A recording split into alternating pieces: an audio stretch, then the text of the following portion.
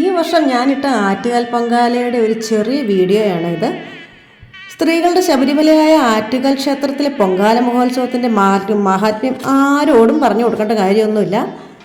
ജാതി മതഭേദമന്യേ ധാരാളം സ്ത്രീകൾ പങ്കെടുക്കുന്ന ഒരു ഉത്സവമാണ് നമ്മുടെ ആറ്റുകാൽ പൊങ്കാല. ഉത്സവത്തിന് 2 ആഴ്ച മുമ്പ് ഞങ്ങളൊന്ന് ആറ്റുകാലൊന്ന് പോയി ദർശനമൊക്കെ നടത്തിയിരുന്നു. ധാരാളം സ്ത്രീകൾ വീടുകളിൽ പൊങ്കാല ഇടുന്നുണ്ടായിരുന്നു. ഇത്തവണ ഞാനും എൻ്റെ വീട്ടിലാണ് പൊങ്കാല ഇട്ടത്. ക്ഷേത്രത്തിൽ പോയി ഇടണമെന്നൊന്നുമില്ല കേട്ടോ. വീട്ടിലാണെങ്കിലും ദേവി നമ്മോടൊപ്പം എപ്പോഴും കൂടെ ഉണ്ടാവും. നിലവിളക്ക് കൊളുത്തി കിണ്ടിയിൽ വെള്ളവും ഒക്കെ വെച്ച് നമുക്ക് ദേവിയെ വരവേൽക്കാം. ഗണപതിക്ക് വെക്കാൻ അവൽ, ശർക്കര, പഴം, കൽക്കണ്ട, മുന്തിരി എന്നിവയൊക്കെ എടുത്ത് ആ കൂടെ വെക്കാം കേട്ടോ. തുളസിയും ചെത്തിയും തുടങ്ങിയ പൂക്കൾ കൊണ്ടൊന്ന് അലങ്കരിച്ചും വെക്കാം. ഇതെല്ലാം നല്ല തൂശനിലയിലേക്ക് വേണം കേട്ടോ വെക്കാൻ. ഇഷ്ടികയും കലവും എല്ലാം പുതിയതായിരിക്കണേ. ഞാൻ എൻ്റെ തൊടുപുഴയിലെ വീട്ടിൽ പൊങ്കാലയിട്ടപ്പോൾ എൻ്റെ ജന്മവീടായ മൂവാറ്റുപുഴയിൽ എൻ്റെ നാത്തോനും മക്കളും ഒക്കെ പൊങ്കാല ഇടുന്നുണ്ടായിരുന്നു. കുട്ടികളൊക്കെ ആദ്യമായിട്ട് ഇടുന്നതുകൊണ്ട് അവർക്ക് ഭയങ്കര ഒരു ആവേശം തന്നെയായിരുന്നേ. എന്തായാലും ഈ ആറ്റുകാൽ പൊങ്കാല ഒരു ഭയങ്കര ഒരു അനുഭൂതി തന്നെയാണ്. നിലവിളക്കൊക്കെ കൊളുത്തി നമ്മൾ അടുപ്പൊക്കെ തീയൊക്കെ പിടിപ്പിച്ചിട്ടുണ്ട്. ഇനി നമുക്ക് ഈ അരി ഒന്ന് കഴുകിയെടുക്കാം. നമ്മൾ ഉണക്കലരിയാണ് എടുക്കുന്നത്. അത് നന്നായിട്ടൊന്ന് കഴുകി എടുത്തിട്ടുണ്ട്. അത് നമുക്ക് വെള്ളമൊക്കെ നല്ല ചൂടായി കഴിയുമ്പോൾ അതിലേക്ക് ഇട്ട് കൊടുക്കുകയാണ്. ഇത്തവണ പൊങ്കാല ഇട്ടപ്പോഴൊക്കെ കഴിഞ്ഞ വർഷത്തെ പൊങ്കാലയായിരുന്നു കേട്ടോ എൻ്റെ മനസ്സിൽ മുഴുവൻ. കാരണം എൻ്റെ മോളും മോനും കുഞ്ഞുമോളും ഒക്കെ വന്നിട്ടുണ്ടായിരുന്നു. അവളായിരുന്നു എനിക്ക് എപ്പോഴും എൻ്റെ കൂടെ ഉണ്ടായിരുന്നു കഴിഞ്ഞ തവണത്തെ പൊങ്കാലയിൽ.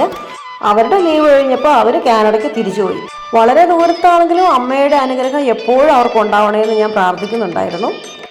മാത്രമല്ല ഈ ലോകത്തുള്ള സർവ്വചരാചരങ്ങൾക്ക് നല്ലത് വരുത്തണമെന്ന് മാത്രമാണ് ഞാൻ പ്രാർത്ഥിച്ചത്. നമ്മുടെ അരിയൊക്കെ നന്നായിട്ട് തിളച്ചിട്ടുണ്ട്. തിളച്ച് തൂവി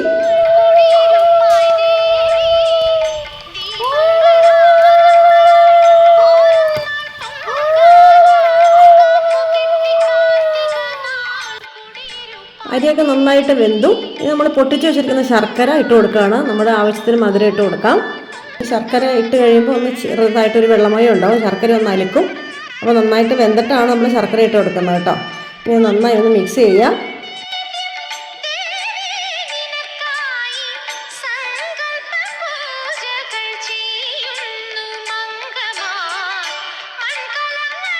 ഇനി ഇതിലേക്ക് കുറച്ച് നെയ്യ് ഒഴിച്ച് കൊടുക്കുകയാണ്.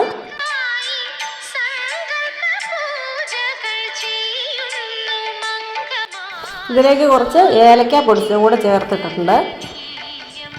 പായസത്തിന് നല്ലൊരു ടേസ്റ്റും കിട്ടും. പിന്നെ നമ്മൾ കുറച്ച് തേങ്ങ ചെറിയ വെച്ചിട്ടുണ്ട്. അതും കൂടെ അതിൻ്റെ കൂടെ ഇട്ട് നന്നായിട്ടൊന്ന് മിക്സ് ചെയ്യുകയാണ് കേട്ടോ.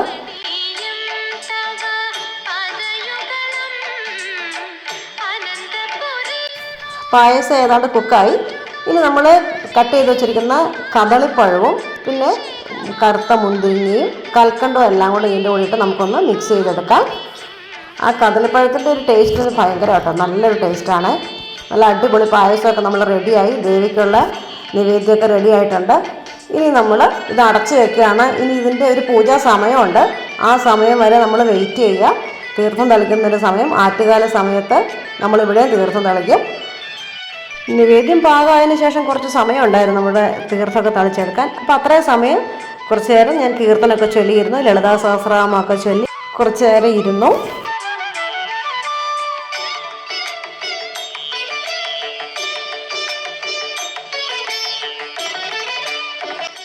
അങ്ങനെ തീർത്ഥമൊക്കെ തെളിച്ച് നമ്മുടെ നേദ്യമൊക്കെ എടുക്കേണ്ട സമയമായി.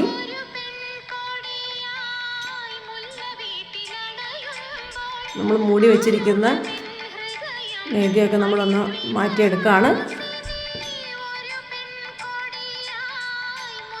നമ്മളൊരു ചെറിയ ദീപാരാധനയും കൂടിയാണ് നമ്മൾ ഈ നേദ്യം നമ്മൾ എടുക്കുന്നത്. നമ്മുടെ ആ അടുപ്പിൽ കല്ലിൽ കൂടെ നമ്മൾ കർപ്പൂരമൊക്കെ കത്തിച്ച് ആരതി ഒഴിഞ്ഞതിന് ശേഷമാണ് നമ്മൾ നമ്മുടെ നേദ്യം എടുക്കുക.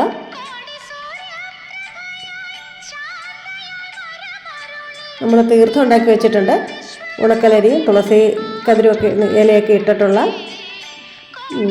തീർത്ഥമാണ് നമ്മൾ എടുത്തിട്ടുള്ളത്. അത് നമ്മൾ നമ്മുടെ നേദ്യത്തെ തളിച്ചാണ് നമ്മൾ ആറ്റുകാലമ്മയെ വിചാരിച്ച് നമ്മൾ നേദ്യം എടുക്കുകയാണ്. ഇതിങ്ങനെയാണ് നമ്മൾ തീർത്ഥം ഉണ്ടാക്കിയിട്ടുള്ളത് കേട്ടോ. ഇനി നമ്മുടെ നേദ്യം നമ്മൾ എടുക്കുകയാണ്. നമ്മുടെ കുടുംബാംഗങ്ങളെയൊക്കെ പതുക്കെ വിളിച്ച് ഇനി പ്രസാദമൊക്കെ ഒന്ന് കൊടുക്കണ്ടേ, ഈ തീർത്ഥവും പ്രസാദമൊക്കെ കൊടുക്കണം. അതിനു വേണ്ടി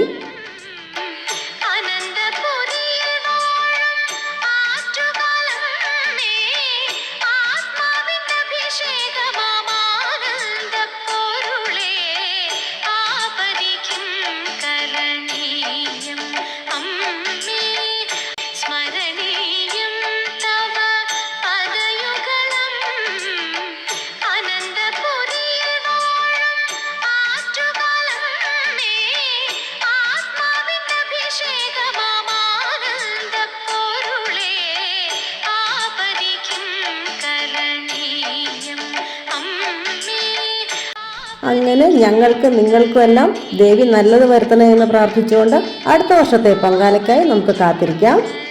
താങ്ക് യു ഫോർ വാച്ചിങ്.